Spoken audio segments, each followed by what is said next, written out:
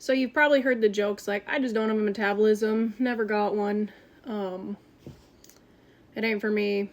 Some people are just blessed with a high metabolism, which I mean is true. Some people have a higher metabolism than others, but it's your coach, and today we're going to talk about how the metabolism works, why it's important, and how you can get yours to that level that you've always wanted it to. So to start off, your metabolism actually is not an organ.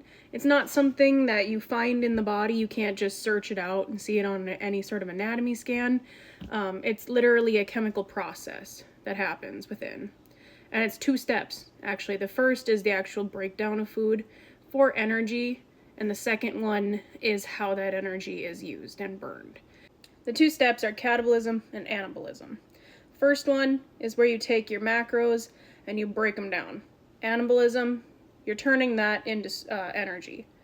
So your first step, your body breaks it all down, turns it into energy. The second step is how your body uses it.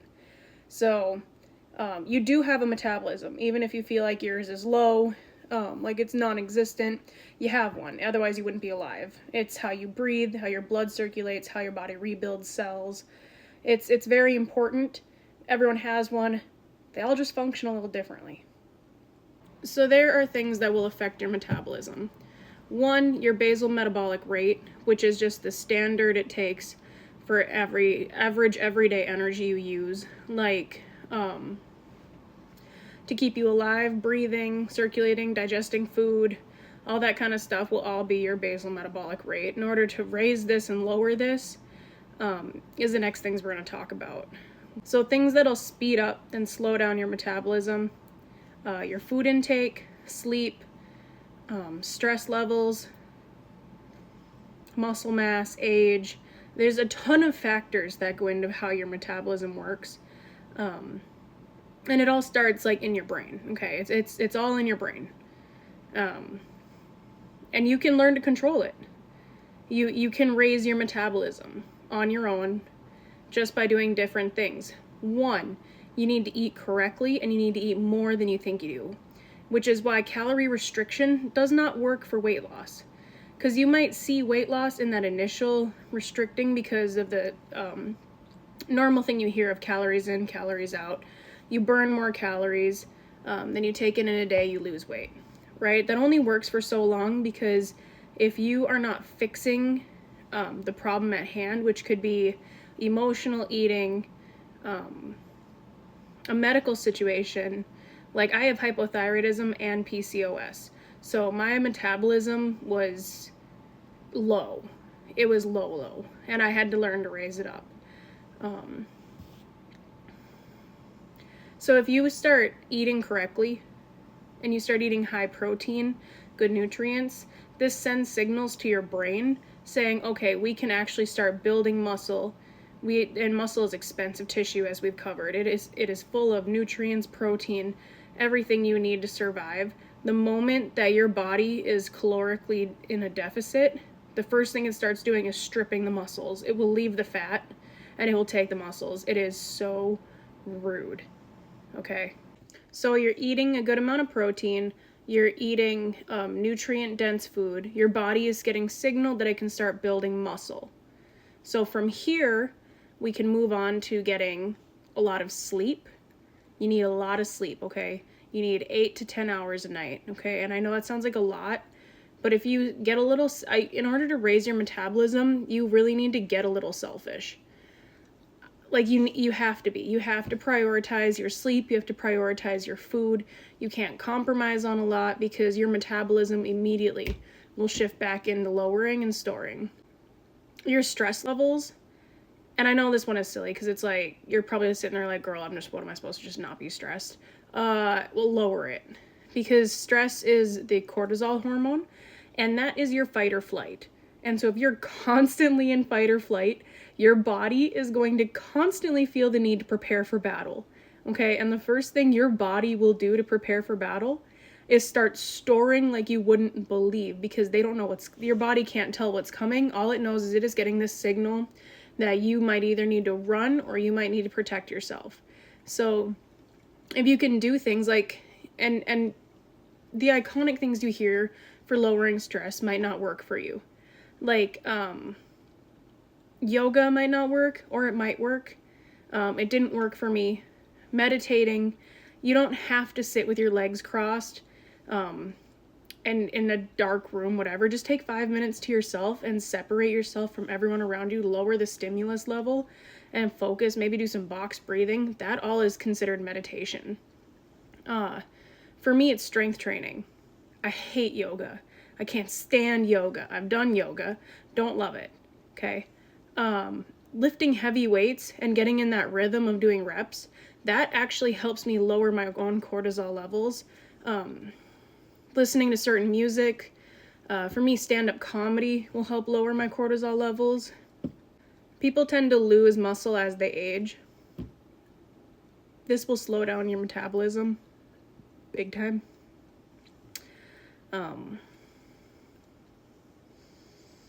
But there are ways to prevent it. Strength training, eating a protein-rich diet. You don't have to be part of that statistic that I think it's like by age 36, the average American loses like half a pound of muscle a year. And that doesn't have to be you. A big metabolism killer that we don't talk about in a fast-paced society is FOMO. Okay, there is so much pressure on you to perform in this society. Don't miss social events. Don't miss professional events. Balance your professional and personal life. Do this, do that, don't do this, don't do that. No matter where you turn, someone's asking something from you. And it creates this fear of missing out, is what I'm saying when I say FOMO, in case you didn't know. If we want to go to a party, we're willing to sacrifice sleep. If we want to go to a social gathering with friends, we might sacrifice our diet, depending on where they want to eat, depending on what's offered. Different addictive things that we're exposed to every day can affect your metabolism. If you're addicted to food, your body's going to store in excess. If you're addicted to alcohol, you're probably going to skip sleep to party. If you experiment with drugs, you're probably not going to sleep much. FOMO is a major killer, and it's something that is pumped into us. Don't miss out on this. You might not get another opportunity. Don't miss out on that. That's why I say in order to have a successful change in your metabolism, you need to be a little selfish, because it takes time to set in new habits. It takes time to build up new hobbies. If you wanted to try strength training, you have to make time for it. And that can be like the biggest problem with people trying to fix their metabolism, their health, their mental health. Is they feel like they don't have the time because they can't be selfish, because they can't miss out on this. Maybe you can't miss a kid's event. You can't miss this. You can't miss that. So how do you make it all work? And the answer is very different for every single person. If you are constantly feeling like you have to choose between you, your job, your life, your friends, your sleep, your exercise, there's a way to balance it out, but it doesn't come without sacrifice. You have to be okay with sacrifice in order for your metabolism to actually kick into gear. Because it takes time and it takes a lot of practice, but there are ways to do it.